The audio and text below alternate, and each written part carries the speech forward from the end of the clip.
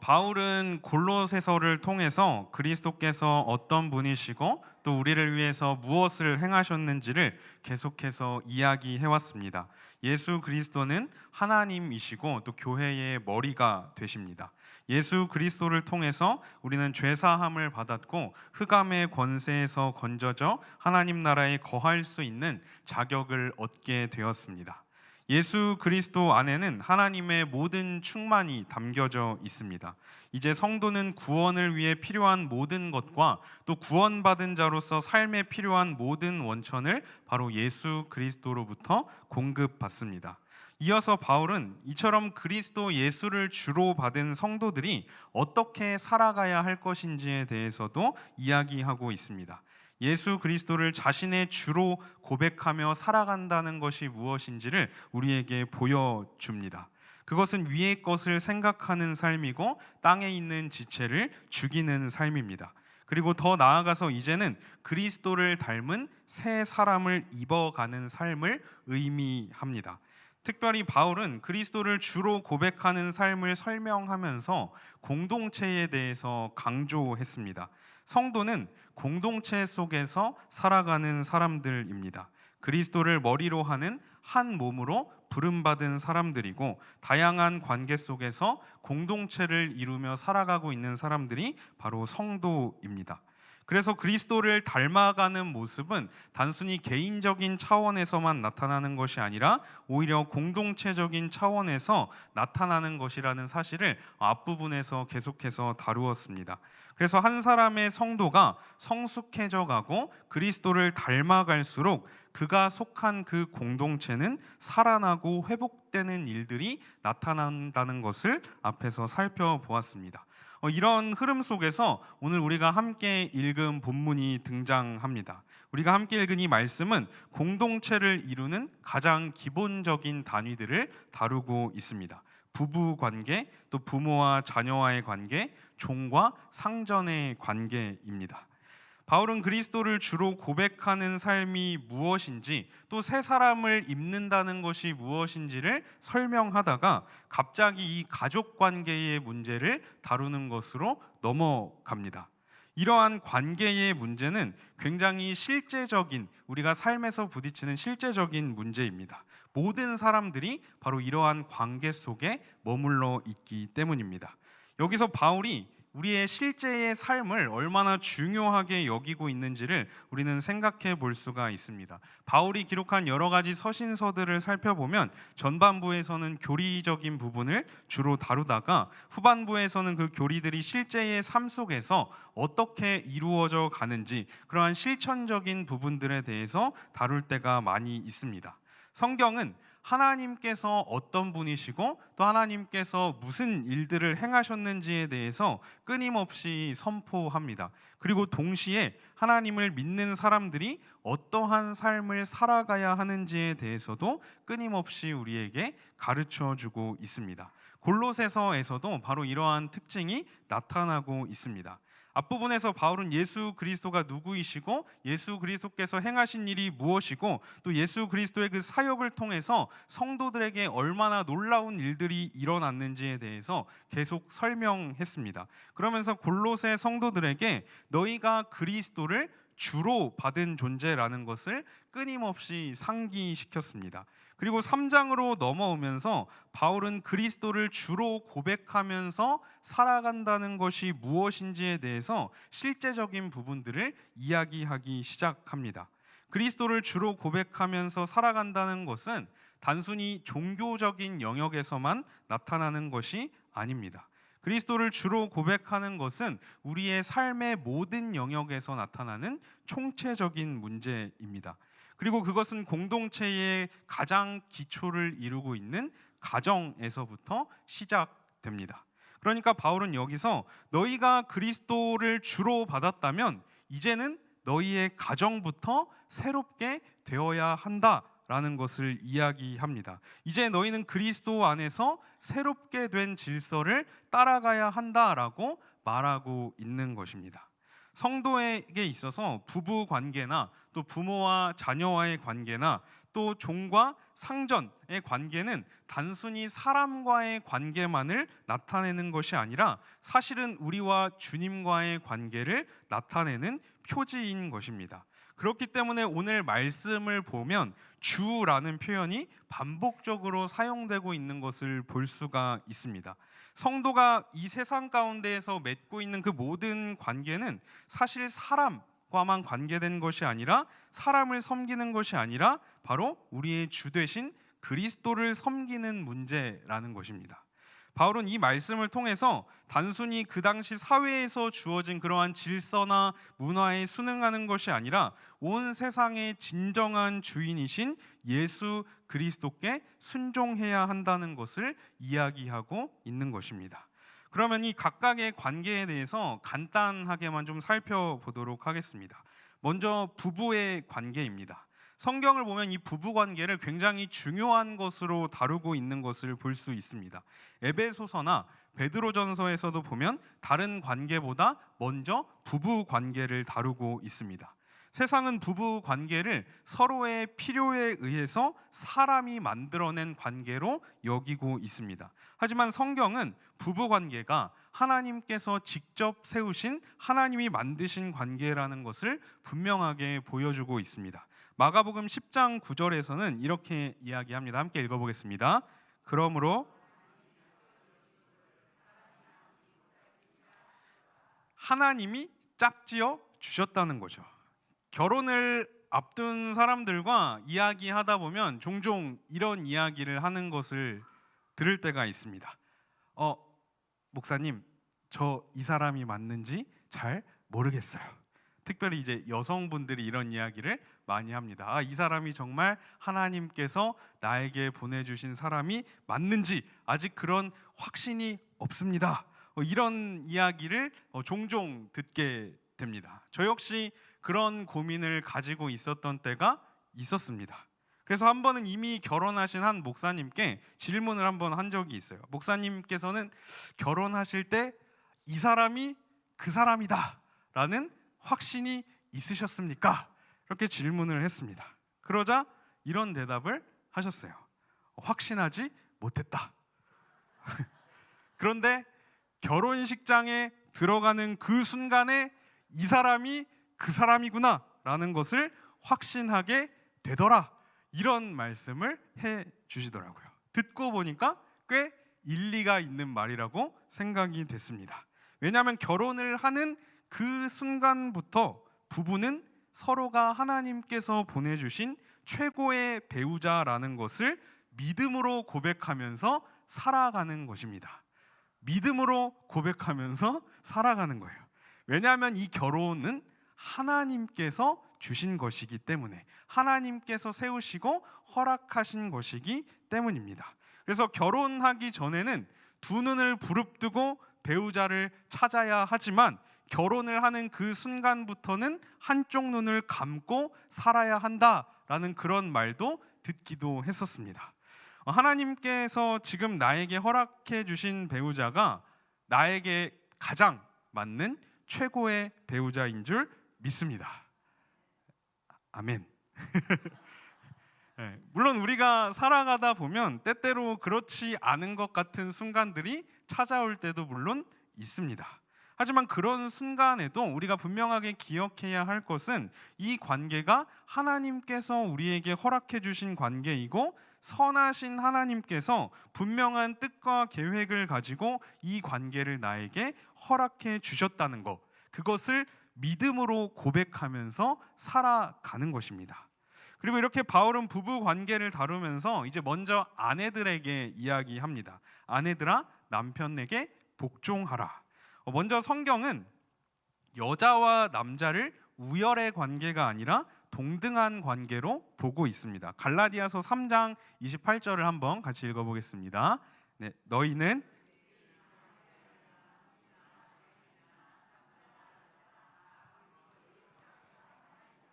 남자나 여자나 다 그리스도 예수 안에서 하나라고 분명하게 선포하고 있습니다. 그러니까 여기서 아내가 남편에게 복종한다는 것은 남편의 힘이 너무 세고 또 재력이 빵빵하고 또 능력이 출중해서 아내가 어쩔 수 없이 자신의 꼬리를 내리고 그저 남편이 시키는 대로 굴복하면서 살아간다라는 의미가 아닙니다.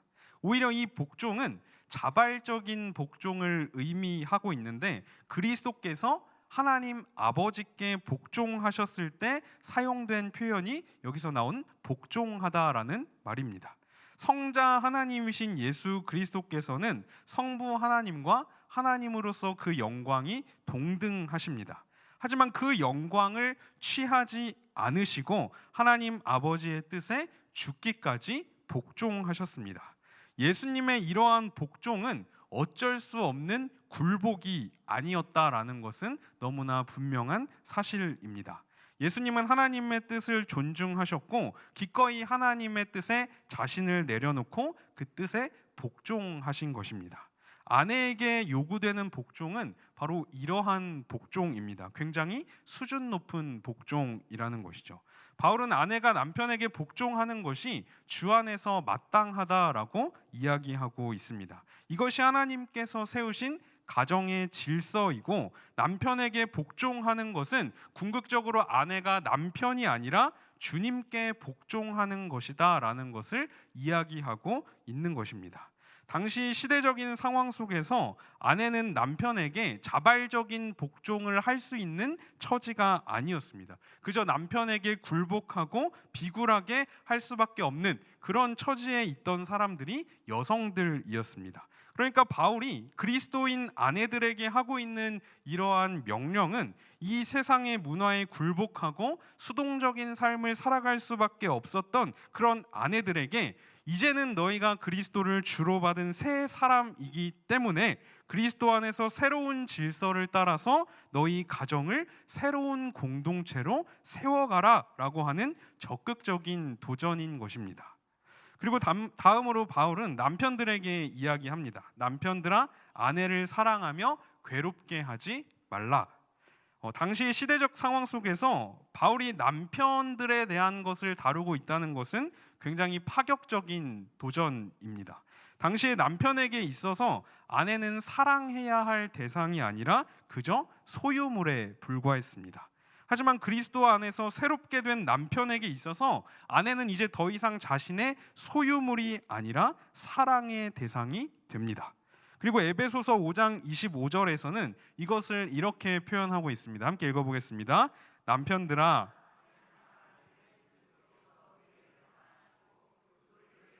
자신을 주심같이 하라. 아멘. 남편이 아내를 사랑하는 것은 그리스도께서 교회를 사랑하시는 것과 같은 사랑이라는 것입니다. 그리고 그 사랑은 그리스도께서 교회를 위해 기꺼이 자신의 생명을 내어주신 것과 같은 희생적인 사랑입니다. 아내를 자기 자신보다 더 소중하게 여기면서 살아가라는 것이죠. 결혼을 준비하면서 제가 나름대로 모토로 삼았던 말씀이 바로 이 말씀이었습니다. 지금도 이 말씀을 모토로 삼고 있습니다. 그래도 목사랑 결혼하면 좋은 게 하나라도 있어야 되지 않겠습니까? 네, 이 마인드를 가지고 지금 살아가고 있는데, 성경은 남편과 아내의 관계를 이야기할 때 그리스도와 교회의 관계를 보여주는 것으로 설명하고 있습니다. 남편은 그리스도의 역할로, 또 아내는 교회의 역할로 그려냅니다. 그런 의미에서 어쩌면 남편에게는 아내보다 훨씬 더 큰 책임이 요구되고 있다라고도 우리는 생각해 볼 수가 있는 것이죠. 저희 어머니가 저를 여름에 낳으셨습니다. 근데 그때가 여름이 한참 이제 교회는 바쁜 시즌이잖아요. 성경학교 있고 수련회 있고, 그러다 보니까 아버지가 사역을 하셨었는데 성경학교 한다고 이제 수련회 한다고 한 달 동안 이제 집에 들어오지 않으신 거예요. 그래서 독방 육아를 하셨다라는 이야기를 많이 들었습니다. 그래서 지금도 얘기하실 때마다 그때의 한을 막 저에게 이야기하실 때가 종종 있습니다. 저희 교회에도 우리 여자 전도사님들이 계세요. 여자 전도사님들이 계신데 종종 이제 남편과 관련된 이야기들을 이렇게 사무실에서 할 때가 있습니다. 그런데 얘기하시는 걸 딱 들어보면 우리 전도사님들에게 한이 맺혀 있습니다. 이 남편들에 대한 한을 가지고 계시구나. 이런 생각들을 하면서 그런 모습들을 보면서 제가 이제 남편이지 않습니까? 남편으로서 아내에게 내가 얼마나 잘해야 되는가 이런 것들을 배우게 되면서 아내를 내가 괴롭게 하지 말아야겠다라는 다짐을 하곤 했습니다.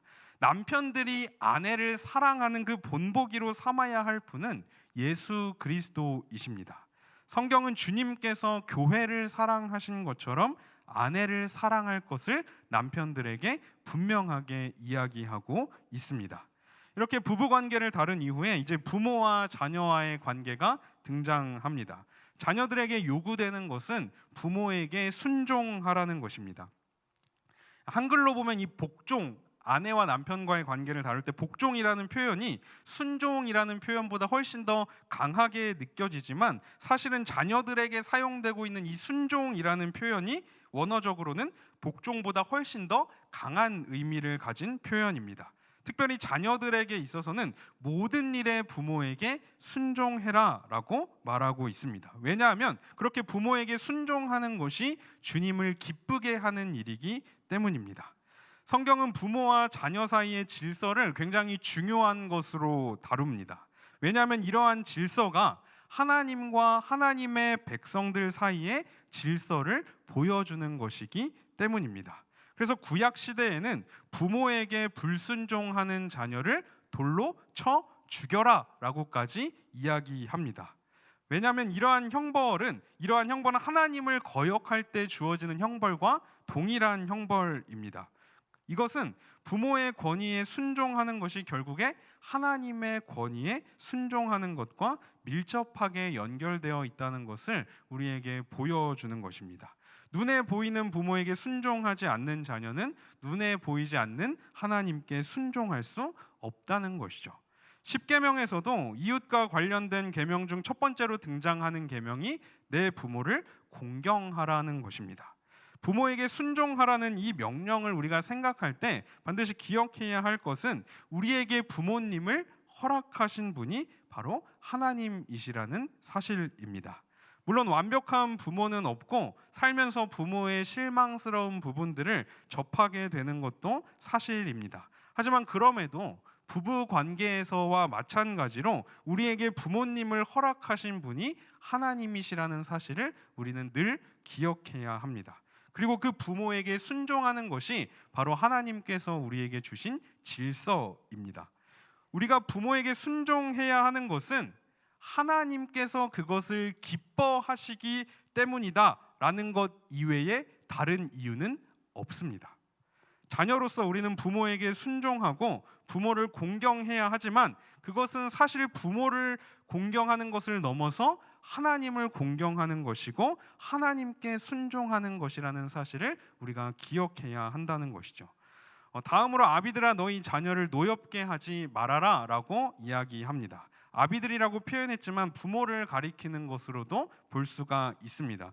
고대 사회에서 자녀들 역시도 부모의 소유물과 마찬가지였습니다. 자녀들은 그저 부모의 말에 복종하면서 부모가 원하는 삶을 살아가야만 하는 그러한 시대였습니다. 하지만 바울은 여기서 부모들에게 자녀를 노엽게 하지 말아라 라고 명령합니다. 자녀를 잘 키우고 싶지 않은 부모가 어디 있겠습니까? 하지만 그 일이 원하는 대로 이루어지지는 않습니다. 아이를 볼 때마다 정말 하나님께서 원하시는 방법으로 또 하나님께서 기뻐하시는 방법으로 바르게 아이를 양육하고 싶다는 생각을 끊임없이 하지만 그럼에도 제가 확실하게 알고 있는 사실이 한 가지 있습니다. 아이가 자라면서 분명히 저의 연약한 부분들을 보게 될 것이고 때로는 그것으로 인해서 저의 아이가 상처를 받게 될 것이고 때로는 그것으로 인해서 이 아이가 저에게 분노하기도 할 것이라는 사실입니다. 하지만 부모로서 기억해야 할 것은 이 자녀들이 하나님께서 우리에게 맡겨주신 하나님의 기업이라는 사실입니다. 자녀는 우리의 소유가 아니라 하나님의 소유입니다. 하나님께서는 그 자녀를 하나님께로 인도하라고 우리에게 맡겨주신 것입니다. 하지만 부모로서의 역할을 감당하다 보면 어느 순간인가 이 아이가 나의 소유물이라는 생각을 하게 될 때가 참 많이 있습니다. 내가 너를 위해서 얼마나 희생하고 수고했는데, 이런 생각들이 우리 안에 찾아올 때가 있다는 것이죠. 그래서 마치 자녀를 함부로 대해도 상관없는 것인 양 우리가 자녀들을 대할 때가 있다는 것입니다. 하지만 부모에게는 자녀를 함부로 대할 수 있는 권리가 없습니다. 왜냐하면 자녀는 하나님의 소유이기 때문입니다. 그저 부모에게 주어진 것은 주의 교훈과 훈계로 양육하라는 책임이 주어져 있을 뿐인 것이죠. 다음은 종과 주인의 관계를 다루고 있습니다. 말씀이 기록되었던 이 당시에 주인과 종의 관계는 일상적인 것이었습니다. 많은 가정에는 종들이 있었고 주인이 있었습니다. 골로새 성도들 중에도 종의 신분을 가진 성도들이 굉장히 많이 있었습니다. 그리고 바울은 그러한 종의 신분을 가진 성도들에게 이야기합니다. 육신의 상전들에게 순종하되 사람을 기쁘게 하는 자처럼 눈가림만 하지 말고 주를 두려워하는 마음으로 성실하게 일해라. 당시의 종들은 아무리 열심히 일한다고 해도 그 모든 결실은 다 주인에게로 돌아갔습니다. 그래서 열심히 일할 필요가 없었고 그저 시간 때우기 식으로 일하는 것이 일상적인 모습이었습니다. 또 종들이 열심히 일한다고 해도 그렇게 일하는 이유는 주인이 자신에게 내릴 그 두려운 형벌 때문이었습니다. 하지만 바울은 그리스도를 주로 고백하는 종들에게 이제는 새로운 질서를 너희가 따라야 한다는 것을 이야기합니다. 너희가 육신의 상전들을 섬기는 것은 사실 주 예수 그리스도를 섬기는 것이다. 하나님께서 너희의 진정한 주인이시고 너희가 주의 이름으로 행하는 그 모든 수고를 주님께서 알고 계신다라고 말합니다. 코람데오라는 말을 들어보셨을 겁니다. 하나님 앞에서라는 의미를 가진 말입니다. 너희가 무엇을 하든지 하나님 앞에 서 있다는 것을 기억하고 하나님의 영광을 위해서 살아가라는 말입니다. 우리가 상급자나 다른 누군가가 보고 있을 때는 열심히 하는 것처럼 하지만 막상 그렇지 않을 때는 좀 해이해지게 되는 것이 인간의 본성입니다.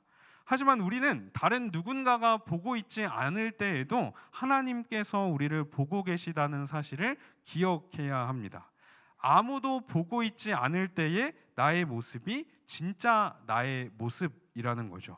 하나님께서는 항상 우리를 지켜보고 계십니다. 그렇기 때문에 우리가 어떤 일을 할 때 항상 마음을 다해야 하고 주님께 하듯 해야 한다는 것을 오늘 말씀은 이야기하고 있습니다. 상전들에게 주어진 명령은 무엇입니까? 의와 공평을 종들에게 베풀라는 것입니다. 왜냐하면 이 세상에서는 너희가 상전일지 모르겠으나 하늘에 너희의 진정한 상전이 계시기 때문입니다. 종들이 열심히 일하고 맺은 그 결과물들은 결국에 그 주인의 것이 아니라 하나님의 것이라는 사실을 기억하고 그들을 정당하게 대우해 줄 것을 이야기하고 있습니다. 오늘 말씀은 이처럼 다양한 관계 속에서 그리스도를 주로 고백하며 살아가는 그 사람들이 어떤 삶을 살아가야 하는가, 이것을 우리에게 보여주고 있습니다. 오늘 본문에 등장하고 있는 이 모든 명령들은 다 현재형으로 사용이 되고 있습니다. 이것은 성경이 기록될 그 당시에만 의미 있는 명령이 아니라 오늘날 우리가 그리스도를 주로 고백하고 그리스도 안에서 살아가는 우리에게도 이 명령이 동일하게 주어져 있다는 것을 보여주고 있습니다. 그리고 오늘 우리가 읽은 이 본문 말씀의 핵심은 굉장히 간단합니다.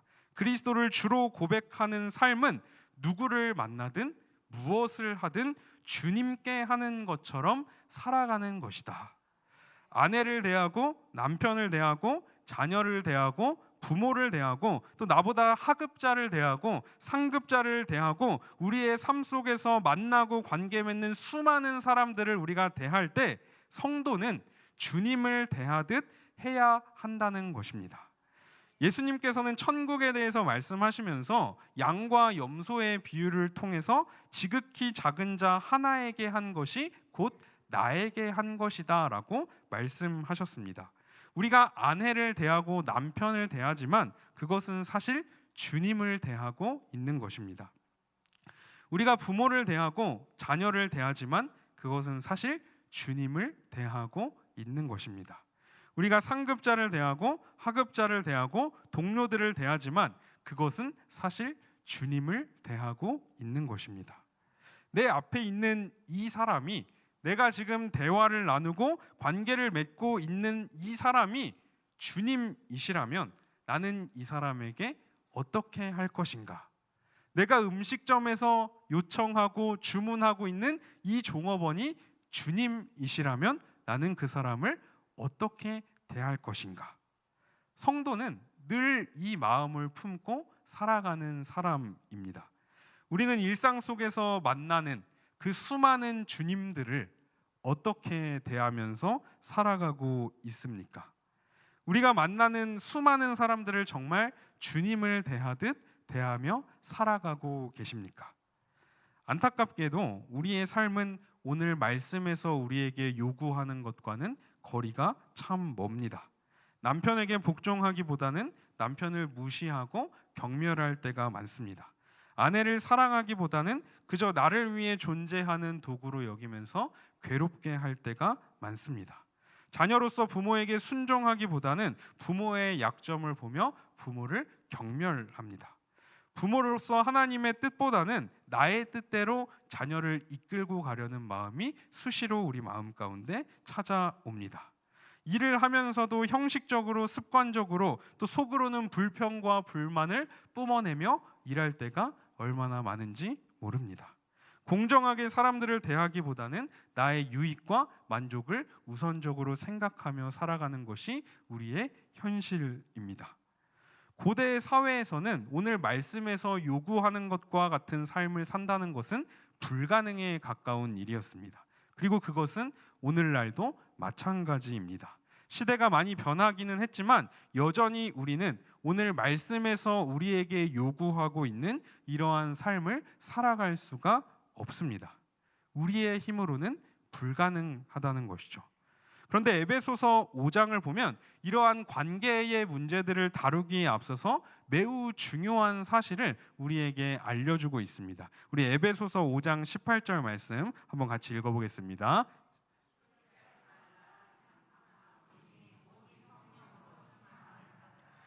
아멘. 오직 성령으로 충만함을 받으라. 너희 힘으로는 이 모든 것들을 할 수 없다. 하지만 너희가 성령으로 충만할 때 너희는 이 모든 것을 행하게 될 것이다.